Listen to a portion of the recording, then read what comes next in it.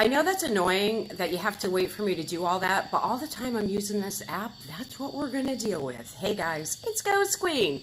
It's Sunday night. I planned to do this stream originally Friday night, I think. Yeah, I'm pretty sure it was Friday night I was going to do it. And then something really terrible happened Friday night, which I'll talk about in a minute. And then I was going to do it last night, but I decided to hang with my neighbors. They invited me over, and I really love my neighbors, so I went and hung with them instead. And I had a really fun night. Very fun night. Love my neighbors. I'll leave it at that. So, I'm going to wait for one of my mods to come in here. Oh yeah, let me just shoot them a link and let them know that I'm live. Hold on. Hold the phone. Hold the phone for 1 second.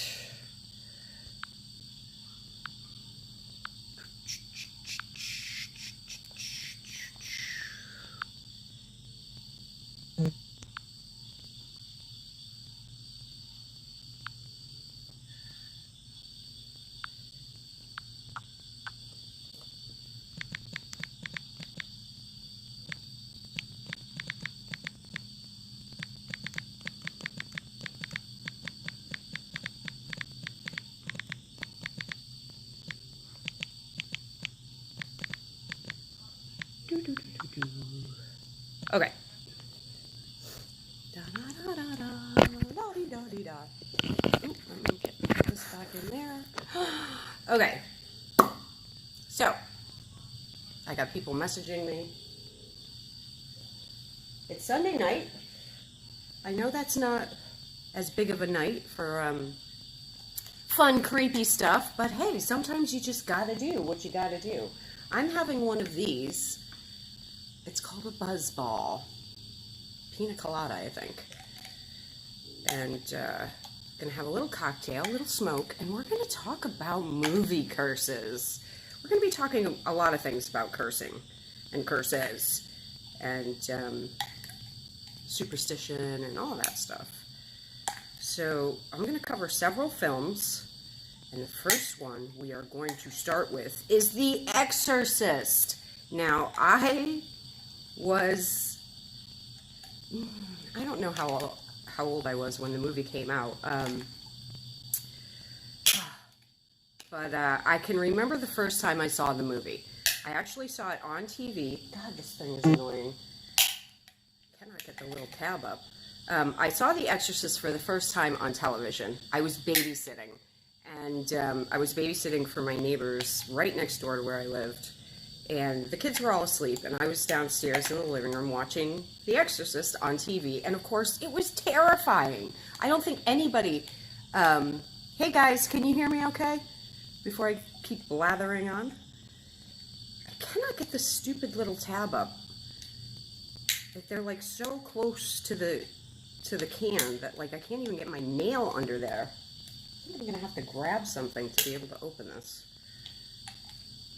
So, oh, wait, oh, maybe we got it, maybe we got it. Okay, good. Hi, girls. Thanks for coming in. Hey, Joanne Russo. Welcome to the stream.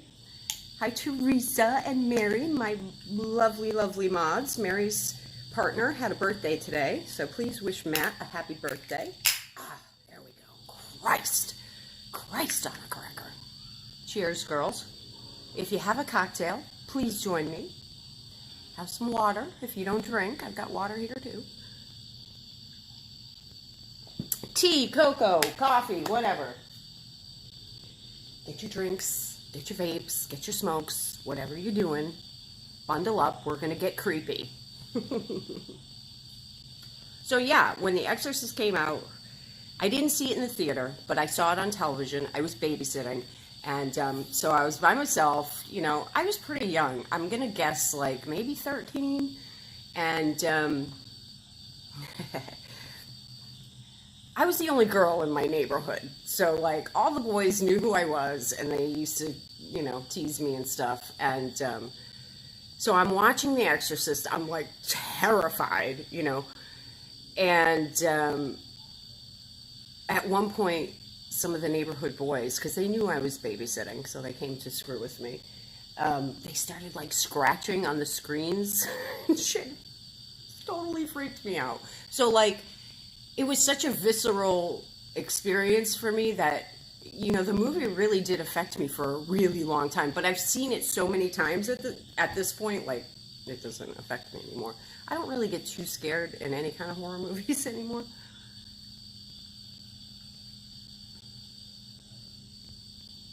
Oh, nice.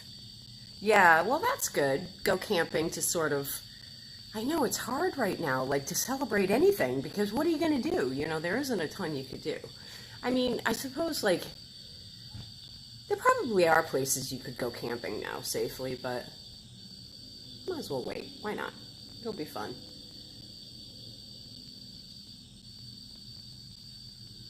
Well, thanks, guys, for wishing Matt a happy birthday. Happy birthday, Matt. I think he's probably asleep, but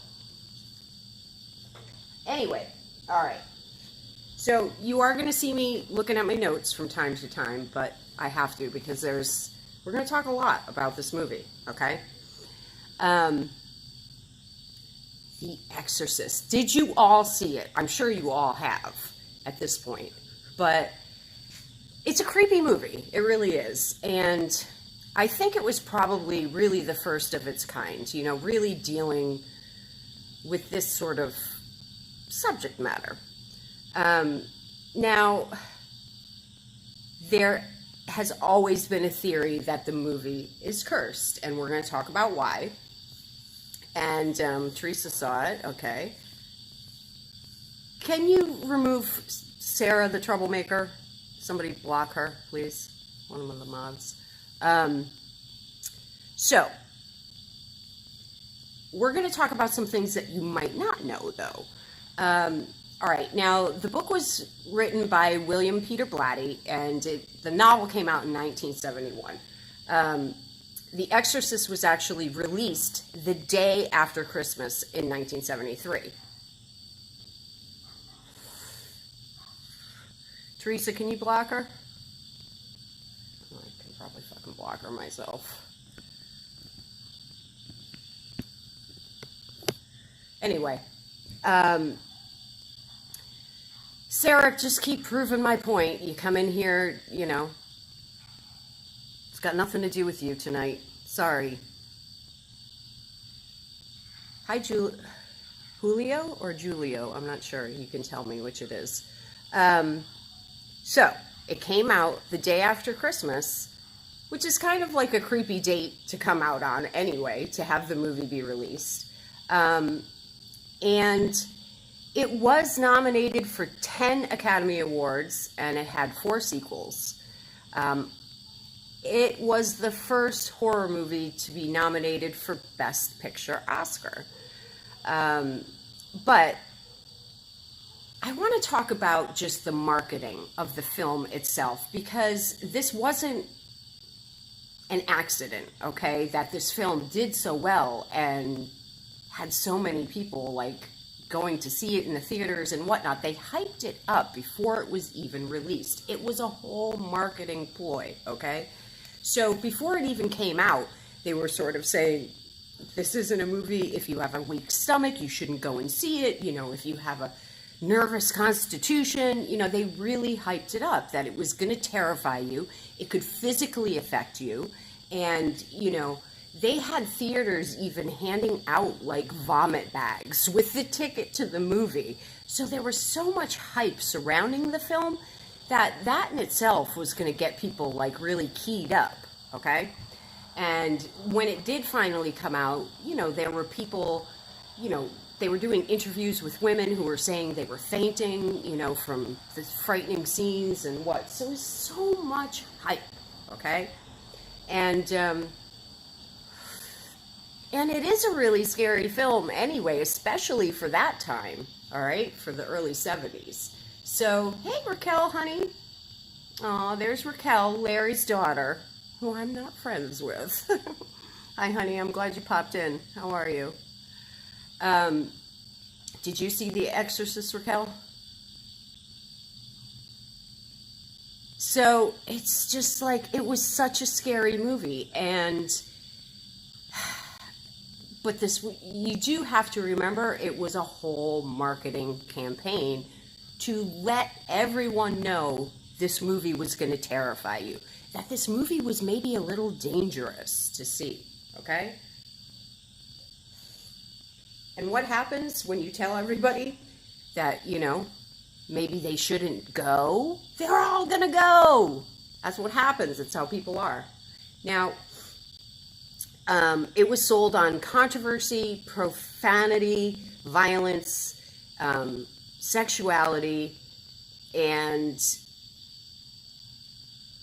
there was just so much in there that had just really never been put into a movie before. I mean, the scenes with Reagan and the cross, I mean,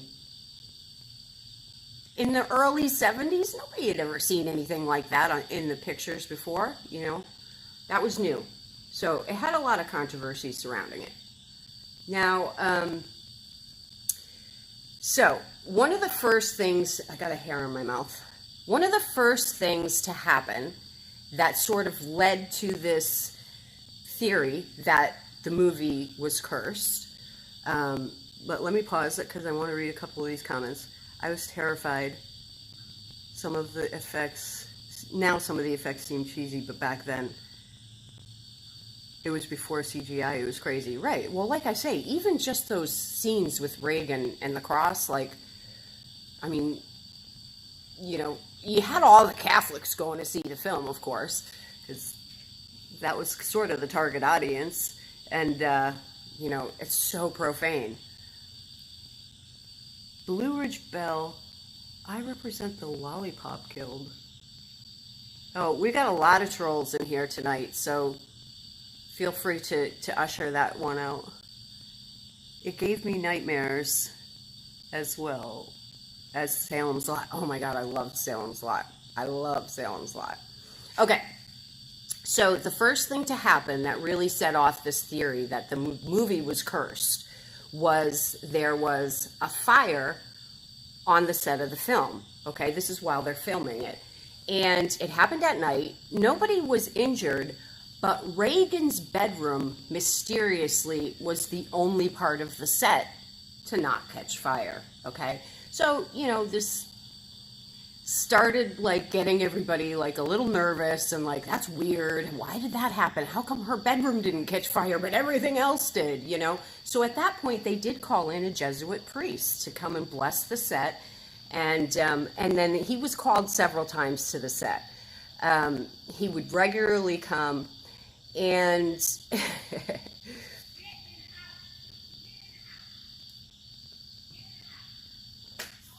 now, during the making of the film, a total of 9 people died. I mean, that is quite a large number. 9 people that were somehow connected to the film. So that in itself, I mean, you know how people are. People can be really superstitious. You have 1 person or 2 people die on a movie set. It's like, oh, the movie's cursed, you know. But you have 9 people die? That's a large number of deaths. So the people that died were Linda Blair's grandfather, 2 actors that were in the film, Max von Sydow, I think it is how you pronounce his last name. His brother died on the first day of filming. The special effects expert who was supposed to keep the set cool, he died. Yeah, so, like, all these deaths just freaked people out. You know, first you have the fire, and then if you have the atmosphere of a priest coming to bless the set on a regular basis, everybody's going to be a little jumpy and freaked out anyway. Linda Blair is one of your favorite actresses.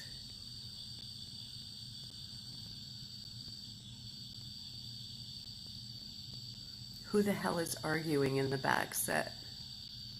Oh, in here? Those are my neighbors. I don't think they're arguing. They're just talking. Yeah. So, with all these deaths, everybody started to get a little bit more like, and of course, as I say, with the whole marketing campaign wanting to sort of put fear, you know, of course they were leaking these rumors as well that, look, this is happening, we really think this movie is cursed.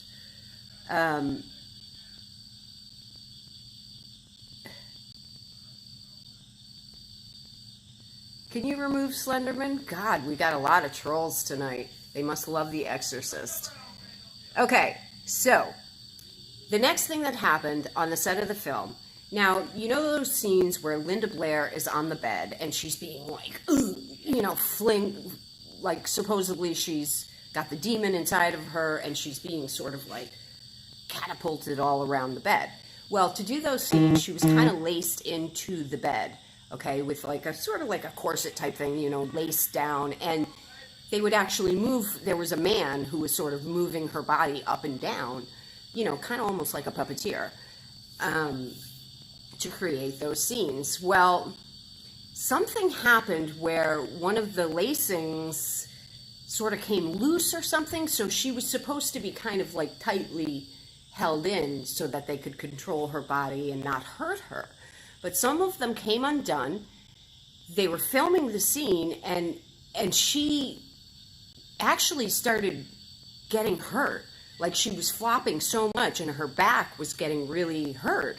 And so she was actually crying out in pain, and she was being thrown about so violently that she was just screaming and crying out in pain, and they thought she was acting for the scene, and they filmed it, and that's what was put in the movie. But she said that her lower spine got fractured, and it affected her for the rest of her life. So they did put that scene in the movie, and why it seemed so realistic is she was truly getting hurt. So, yeah, that's crazy stuff in itself. I mean, she was just a kid. So you might want to go back and look at those scenes, and you can probably tell, like, that's why the acting seemed so good, is she was truly in pain and, screaming out, like, trying to alert them, but nobody understood what was happening. So that was sort of the next thing to happen. Now, the director of the film was William Friedkin, and he's known to be kind of a crazy director, and he does some crazy things to sort of get his actors to behave in certain ways. So one of the things he would do to get sort of these really extreme reactions out of people is he would, unbeknownst to them, he would be behind them and like fire off a gun, which is crazy. I mean, I hear gunshots coming from like down the street and it startles me. So imagine hearing a gunshot like right behind your head. That would be startling. But that's what he would do. He would do these sort of dramatic things to get his actors to have really realistic reactions. So I thought that was kind of interesting. Now, here's something I didn't know. There was actually a double for Linda Blair for those scenes with the cross where she's sort of like putting it into her vagina and, thrusting it. It was very graphic scene. So they did hire a double because they felt she was too young to do the scene. So the double had to have all this makeup and mask stuff put on her. And she did a lot of the demon scenes as well, where there was a lot of profanity being used and just really heavy stuff. And there's a scene where Reagan actually slaps Chris, the mother, across the room. And Chris was played by Ellen Bernstein. And Ellen was in a harness because she had to fly across the room. And again, during that scene, while they were filming it, something screwed up with the harness, and she really did get flung across the room like too hard. And once again, she got slammed into something and really was injured.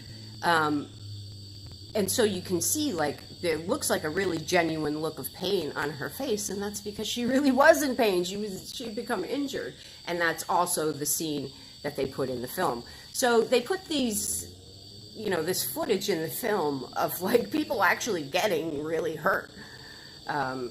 So that's part of why some of these scenes seem so realistic. Now, Hitchcock used to use the same sort of formula. He would hype his films as being cursed. So that sort of marketing technique wasn't new in itself. But I don't know that it had ever been done to the extreme that The Exorcist was. But they did hire the same PR team to hype The Exorcist that they did for Hitchcock films. And I love Hitchcock too. Now, I've heard, I haven't found it yet. This is a little research I have to do, and I will find it, and I'll put it in the a link in the description if I can find it. But supposedly there's a podcast that mentioned that there was an actual murderer in the film.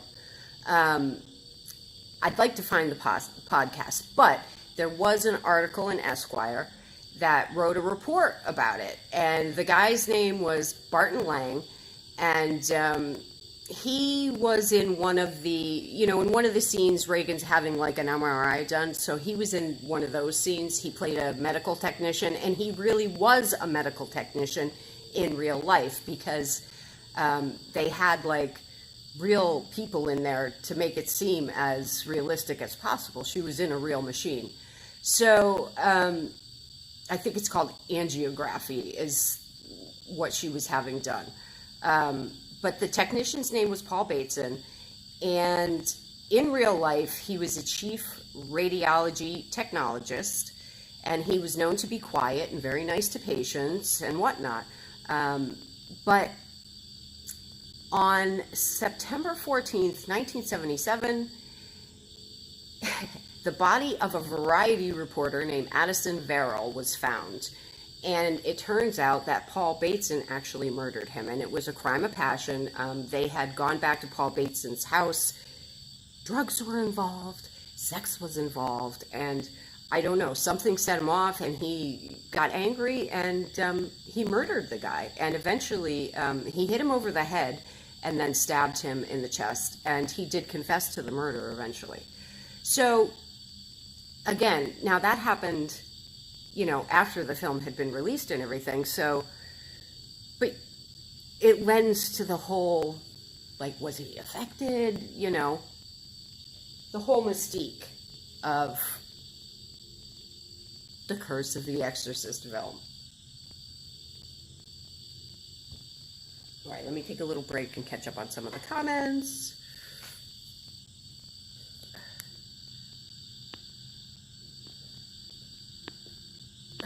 Still trolls.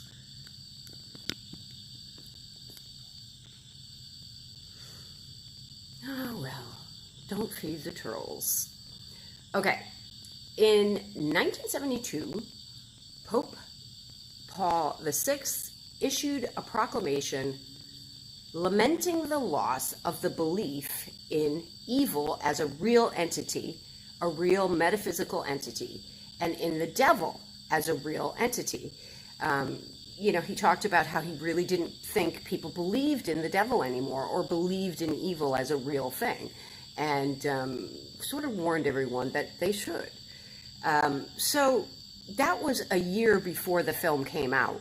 So when you have all these Catholics and their Pope has just told them, like, the devil's real and you better believe in him, and then they go see a movie like that, they get pretty freaked out.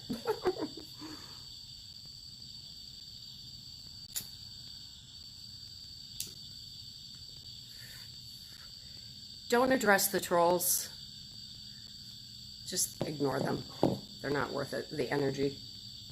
Okay, so at the beginning of The Exorcist, it starts in Mesopotamia. That's a mouthy word. And it's trying to show you, it's setting up the scene that, like, this whole concept of evil, like, it goes way back, and it shows you that even in ancient times, there was this evil that existed, and they dig up this idol, and the theory is that in doing so, in digging up the idol, they unleash a demon. And as I say, there were a lot of Catholics watching, and the Catholics definitely believe in demons. So now, the excavation was supposed to be in northern Iraq, but it is accurate because the demon that they actually show, although they don't name the demon, it is a real demon. It's Pazuzu, and he does come from that area. Now, Pazuzu usually was represented by like little small amulets that sometimes pregnant women would wear, or they would put a little amulet, like pin it to a baby's clothing, because it was related. He was a demon that was related to pregnant women and infants and such. But in the film, they show like a huge statue of Pazuzu. So that wasn't really accurate, but nonetheless, he is a real demon. He's Assyrian and Babylonian from that mythology, and he's supposed to be the king of the demons there, okay? So they don't name him in the film. I find that I don't really understand why they didn't name him in the film. Maybe they were too afraid to. Maybe thought, you know, there is power in naming things, and maybe they didn't want to put that out there. Might have been a superstitious reason, but I don't know that for sure. I'm just guessing. But that is a real demon. And that they picked that one, that he's someone that would protect pregnant women and children and infants, is sort of a weird thing too. But there was a woman who's sort of like an expert in that demon who said that creating a life-size, you know, huge sort of statue of him would sort of give him a lot of power and make him very dangerous. Mesopotamia. Yeah, I have trouble with that word.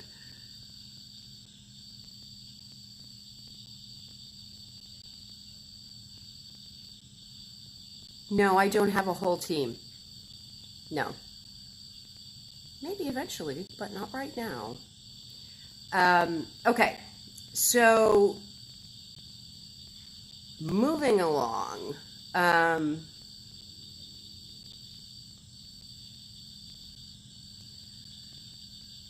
Now, a lot of times with horror movies, you will see that they delve a lot into religious themes. It's kind of like they go hand in hand. You know, it's part of the creep.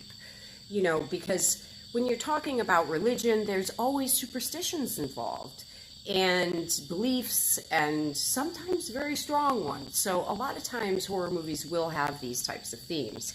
And, you know, they all seem to deal with very typical questions like, you know, where did we come from? How did we get here? Is there a God? You know, what happens after we die? You know, does life have any meaning? What is our purpose here? You know, is life a school, or do we have a purpose? You know, these are normal questions that people have. They're sort of like philosophical questions. And horror movies kind of tap into that, into the fears that are created, you know, by things that we don't necessarily have all the answers to. All right. And that's kind of what makes them a little bit more scary. But they wouldn't be frightening if we didn't have these beliefs. So you have to sort of take that into consideration. Now, religions claim that they have all the answers to those questions, and that's the draw, because people want the answers. But the answers are never really straightforward, you know, so there's doubt and fear there, okay? And then that doesn't matter what religion you're talking about, they're all the same when it comes to that. So let's see here. There was one scene in The Exorcist 2, and I don't know if any of you remember this, but they sort of flashed like this demon face. It was sort of white-faced, and it almost looked like a subliminal message, but it wasn't subliminal. It was flashed just very briefly. But if you were seeing this in the theater, you were sort of like, wait a minute, did I really see that? Was that there? Or did everybody see it? Or did just I see that? You know, I mean, it was scary. Like, this movie really did scare people. And I can remember, like, going back and looking for the face that they flashed. And, you know, remember back when we had the VCRs and like trying to pause it on the face and stuff. And it was a creepy looking face. It did look pretty scary. So they had all these sort of tricks to sort of make the movie even more terrifying.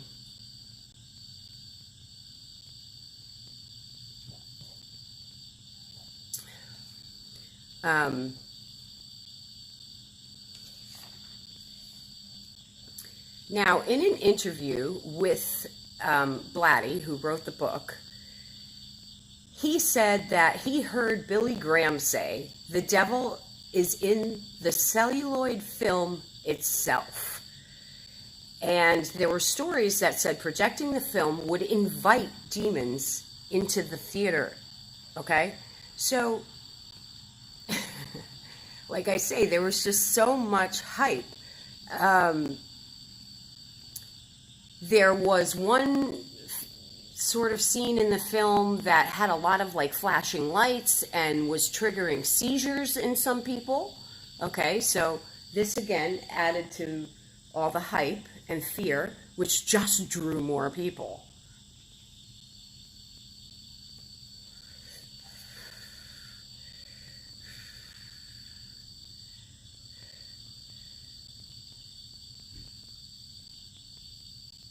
Yeah. So with all of that, you know, I mean, with them telling you like you might get sick, you might throw up, you might have a seizure, you might pass out, you know, you would think that would kind of scare people away, that there might actually, that actually projecting the film is going to maybe, you know, draw demons into that theater. You would think it would keep people away, but no. Like it was a box office smash. And that's kind of what's in, I think that's the most interesting part, is that despite the fact that you maybe might get possessed after watching this film, everybody still fucking went. I think that's crazy.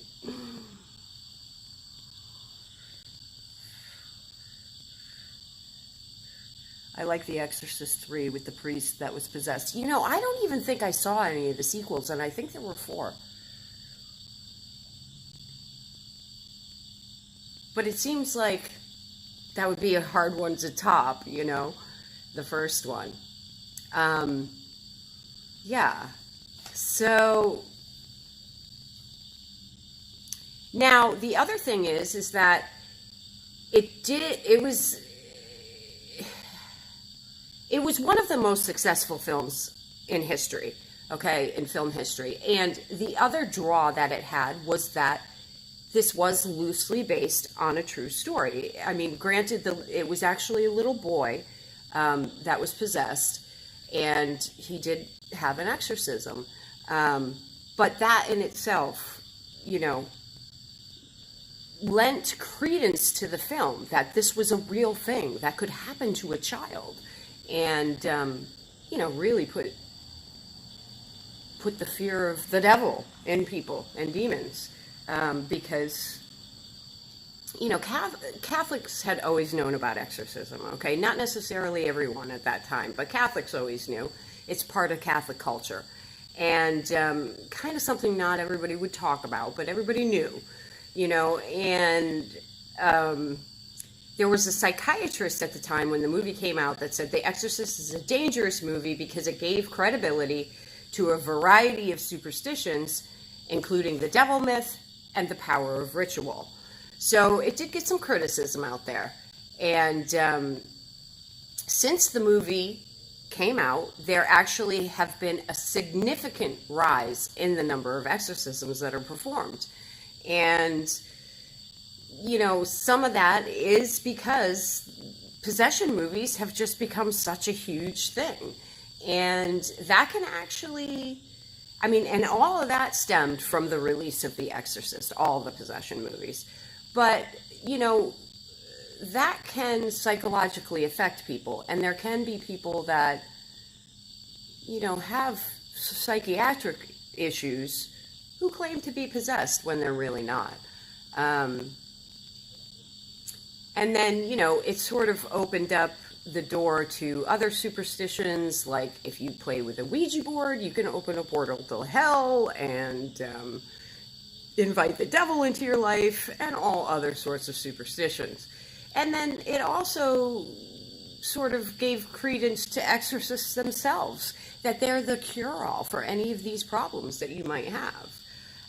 So it was big. It really affected our entire culture.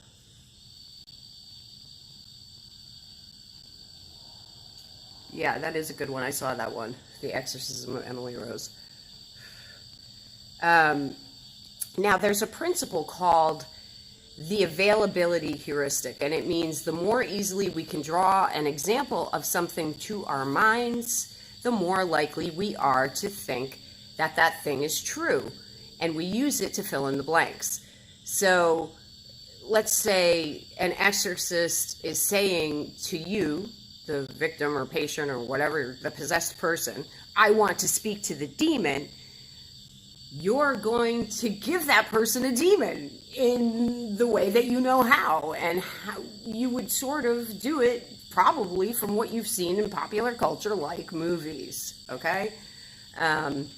So, yeah, that's the only information you have to give, and that's what you're going to give.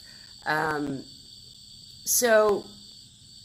then if you have, like, priests and clergy members telling you that the most vulnerable people of our society, our children, could become spiritually inflicted with demons or evil spirits or develop a spiritual problem from simply watching a horror movie, then just imagine the sort of panic and fear that's created by that suggestion, okay?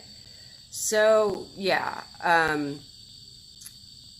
Now, there was a big rumor that was going around after the movie came out, and we're talking years and years later, that Linda Blair was really psychologically affected by the film. And there were a lot of people asking if she was okay or if she was mentally ill. And what she was reacting to a lot of times were how people reacted to her. People would run away from her. They would think she was possessed. And they were afraid of her. And it was rumored that she had to have bodyguards to protect her. And it really did sort of, being that actress in the film, negatively sort of affected her life. And just kind of fucked with her head a little. And you know that it did because she actually won't talk about it in interviews at all. So clearly it was pretty psychologically traumatizing in some ways. But what's interesting is if you look at like the film The Omen, which sort of deals with a similar subject matter, but you had a little boy who was an actor instead of a little girl, he didn't deal with that. You know, he didn't deal with any of that, like people being scared of him or running from him or whatever. But for some reason, you know, it's almost like they could separate him from the role, the character. But with Linda Blair, they couldn't. So that's kind of a weird thing to think about. Why is it that they thought, you know, the girl was, you know, the devil, but not the boy? Just saying. All right. Let's see what else I got here.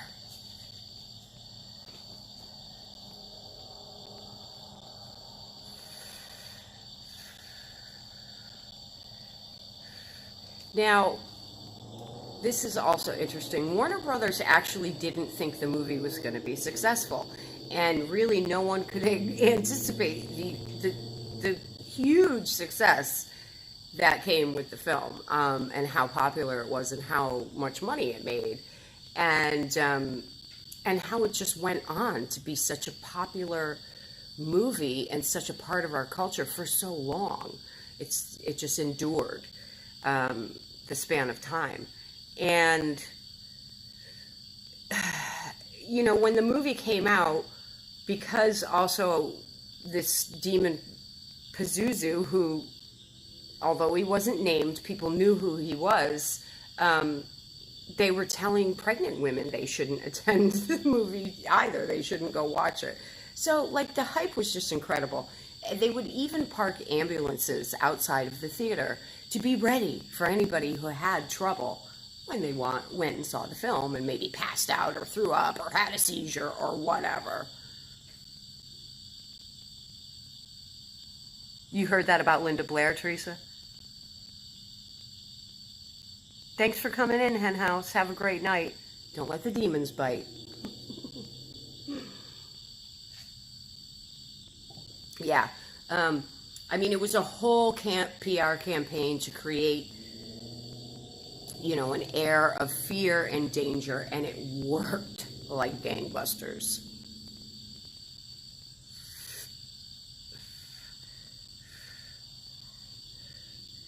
Now, one of the really scary scenes, too, was when they were doing the exorcism and Linda Blair actually floated up off the bed and you could only see the whites of her eyes.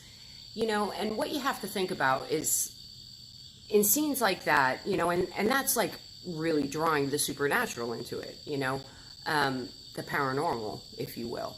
And, you know, you have to think that the psychology that's created is when people are watching stuff like this, they're thinking to themselves, wow, you know, could something like this really happen? You know, because they've all heard it's based on a true story, okay? Although I don't believe that little boy who really was supposedly possessed floated in the air.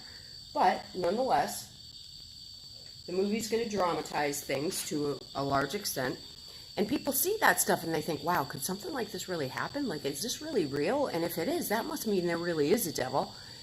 And then that leads to, then there must really be a God.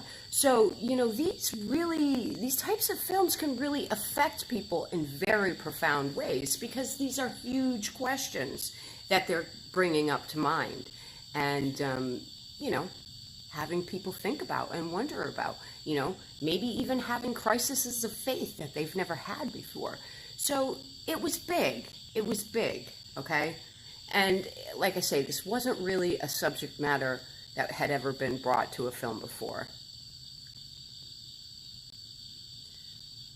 Hey, I'm back. My number 2 little lady called. Oh, no worries, Raquel. Welcome back, honey. So, yeah,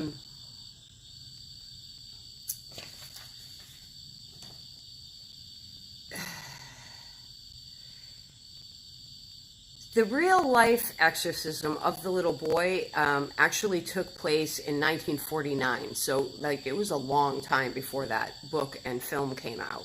And his name was supposedly Roland Doe, but I believe that was a pseudonym. And it was in the national news. So, you know, people knew that this was based on a real story.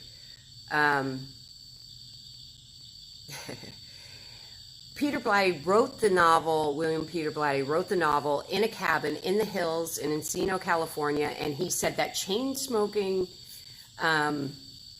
he was chain smoking while he wrote the book and drinking and whatnot. But this is another interesting thing. And now this actually makes me want to go back and rewatch the films, because this is crazy and I didn't know this. You know, when Reagan was supposedly possessed by the demon, she did a lot of like grunting and, you know, weird kind of noises. And at the end, when the demon is supposedly finally exorcised from her body, there was a lot of that, just like grunting and groaning, these, you know, really guttural noises. And evidently that was pig squeals that had been remixed, and actually the sound of pigs being led to the slaughter that had been recorded and then sort of remixed and spit back out. So that's kind of creepy. Now, you know, the famous scene where the priest is like thrown out the window and everything, and that stairwell, that crazy stairwell, people to this day still go to those steps, which is in Washington, D.C., just to sort of see the Exorcist steps. So it was a huge film. It affected just our entire culture in so many ways. But this belief, like I say, that the movie was cursed and that it actually could carry this curse with it throughout time. I mean, even I had such a shitty couple of days, like Friday, and I had some stuff happen Friday and Saturday. I was like, holy shit, it's like the Exorcist curse starting to affect me and my life. Like, you know, the extent that these beliefs can go. And I personally believe that you can sort of manifest things just by your thoughts and belief system, and certainly by, I believe thought creates word, creates action. And I think that people can manifest things into their life, whether it's good or bad. And yeah, it's a lot to think about. Now, I will say something really, I was going to save this till the end because it is very sad. So you guys know that, like, I was helping with this dog up the street and her puppies, and I adopted one out, and I took one, and one of the pups, not my pup, but one of the pups that remained, a female pup named Spot, I got a call from my neighbor Friday night, and this was before I was going to stream, and this is why I ended up not streaming, because she called me up and she asked me if I could come help her because because Spot, this puppy, had its eyeball hanging out. I actually didn't go to help her because I didn't feel there was much I could do. I said she needed to get the dog in the car and take it to an emergency vet, and I did help her find the closest emergency vet and sent her there. And unfortunately, when she did bring the dog to the emergency vet, it turns out the dog had been shot in one eye, and then the bullet or pellet or whatever it was had come out the other eye, and that's why the eyeball was hanging out, and sadly the dog had to be put down. So, you know, that was awful. Like, I helped care for these pups when they were very young, and they certainly come to my house.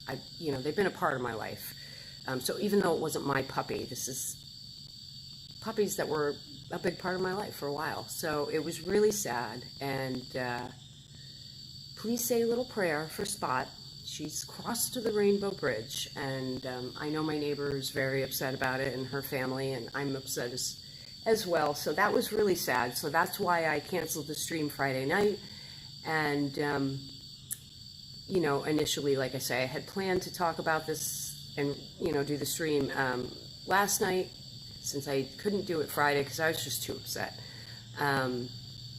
But then my neighbors invited me over, and I was like, you know what, I need to just have some fun because I was bummed out about all that. It's really sad stuff. So, yeah. But I did have a good night last night with my neighbors. They're wonderful people. I'm very close with them and their whole family. And then I was actually over there again today and had a couple little kids over. One of my, like this woman that I'm really close with, her daughter has a little girl who's 2, and I was cuddling with her little cute chubbiness, and it was very fun. I love the little ones, so that was cool. And yeah, had a good day. We had pizza and hung out. So I've been kind of hanging out with my neighbors all weekend, which was nice. I needed some company, you know, because I was really bummed out about the pup. So that was really nice. Yeah. We've been hanging out a lot throughout the quarantine. And I had a lot of downed trees and limbs that were actually, some of them were blocking my driveway, and my neighbor came over with his four-wheeler and towed them away for me too. So they're really good to me. You know, they're very helpful. And we're all good friends. So yeah, it's nice to have friends during this quarantine that are close, when you can't necessarily get together with friends in the normal places. So that's been good.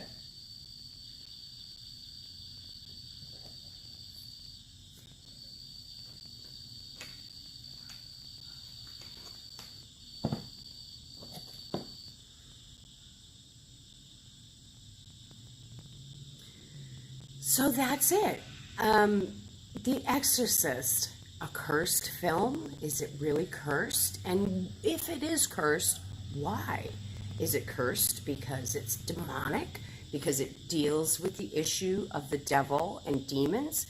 Is that why it's cursed? Is it cursed because of the beliefs of the people involved, and have they actually manifested the curse themselves? These are big questions. And they're big questions we can't necessarily answer, but they're interesting to think about. So that's part of why I wanted to talk about them. And we're going to talk about some other films on a couple of other nights that are also believed to be cursed.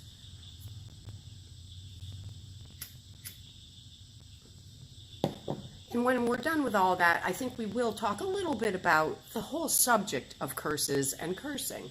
And it seems to be in the air. A lot of people are talking about it lately. So I think we need to revisit it.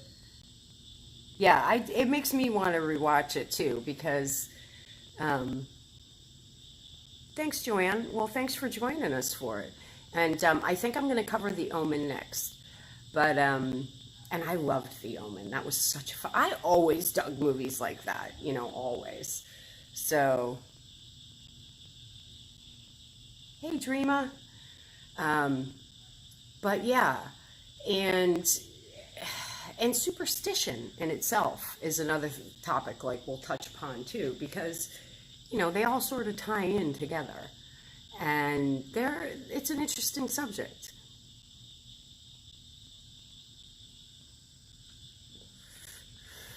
But I hope everybody had a good weekend. Did anybody do anything fun and interesting? You know what I did last night with my neighbors? I tried some apple pie moonshine. I'd never had it before. It was, I guess they got it in Texas, so it wasn't from Louisiana. And I guess it's like $40 a bottle, and it comes in like a big mason jar. And so we were like all passing it around, you know, all getting coronavirus off each other. We didn't care. But we're drinking this moonshine, and it's so tasty. It doesn't taste like liquor. Like, you can't taste like liquor in there. It reminded me of like apple cider, but really sweet and very cinnamony. But it was like a dessert. It tasted so good. So it's like, you have to be careful. It like tastes so good and so sweet, and it's like just kind of like sipping a dessert, and it goes down real easy, and you have to be careful. But we all had fun. Chilling at home, grocery shopping, lasagna. Ooh, that sounds good. Raquel says she has the next 2 days off. Yay! That's awesome. Enjoy. Try not to get too caught up in like housework and shit. Like, do productive things one day, and then the next day relax, or at least have one day that's just a you day where you're not like doing chores and shit. You know, you need downtime. Gotta have some you time. These little buzz balls are awesome, and the only reason why I'm having one is to have a little bit of the hair of the dog that bit me last night.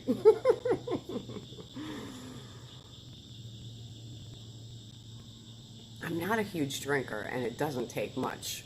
You know what I'm saying? I'm a cheap date.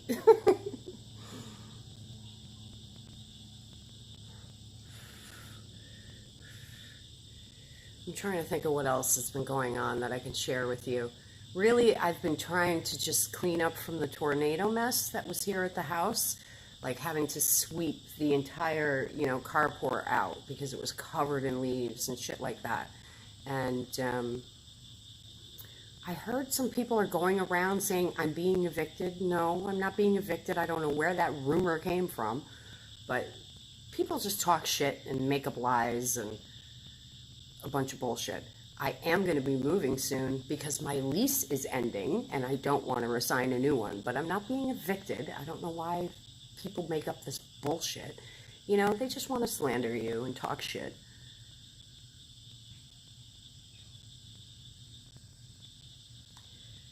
Yeah, I have a couple of errands to do, go out and get a few things, but I just ordered some of that. Since I know here in Louisiana we're still on lockdown at least till the 15th of May. So everything, they're going to slowly start opening some stores and some things up. I've heard that the restaurants in Louisiana now have patios open so you can actually go and sit outside at the restaurant. They won't serve you. You have to go in and get your food and serve yourself, but at least you can sit outside on the patio, which is nice. So that's kind of cool. But I don't think like the beauty stores or anything like Sally's or any of those are going to open soon. So I did order some of that neon pink UV reactive hair dye that I like. So I should be getting that soon, which is fun. Everybody's having to do their hair at home and their nails and that sort of thing. Excuse me, I normally do that anyway, so once in a while I might get my nails done in a salon, but not on the regular. I do my nails and my hair at home most of the time anyway, so it hasn't been a big change for me.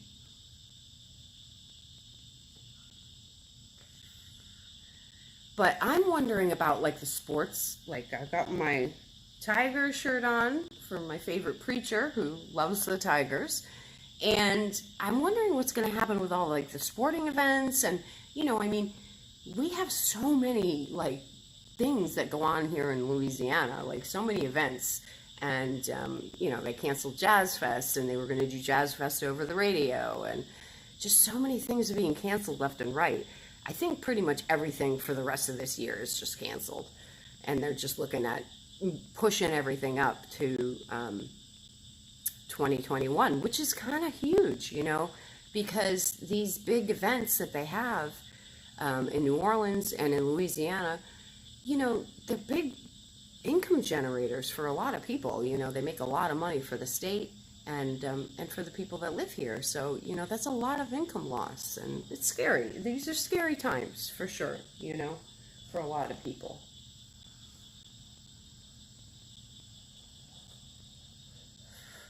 But thanks everybody for joining me tonight. Don't ever feed the trolls. That's what they're looking for, is a reaction. You just gotta ignore them. And waste of time, focus, and energy. They're just low vibrational people. Gotta ignore them. Shoot higher. And we will. And but yeah, thanks for joining me, guys. And look for another planned stream where we will talk about The Omen. Love that film. Another one of my favorites. I mean, there's so many of those old horror movies that I love. Rosemary's Baby was always a huge favorite of mine. There's a lot of them.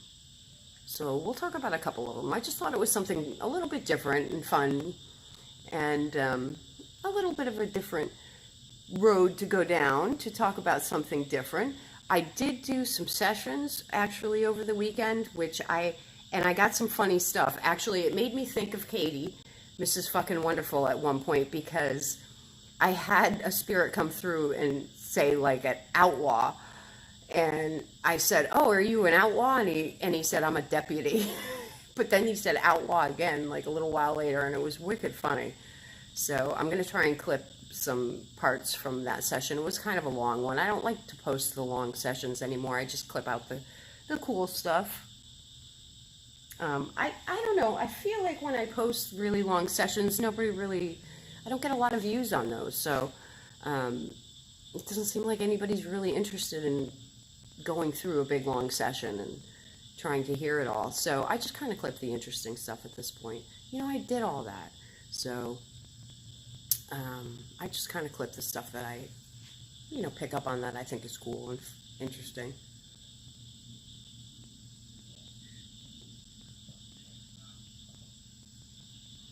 But yeah, and I think I mentioned I do have somebody that's teaching me electronics, which is cool, and going to be some interesting stuff happening with that in the future, which I can't talk about too much right now, but interesting stuff coming.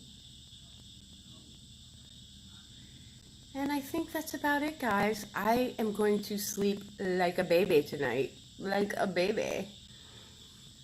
I didn't sleep super well last night. I was up very late. I was chatting with a friend of mine into the wee hours, which was fun, but didn't get a ton of sleep. So tonight I'm going to sleep very well. I hope all you do too. Again, thanks for joining me. And kiss your loved ones. Tell them everything you want to say, because you never know which day is your last day or theirs. And don't let the demons bite.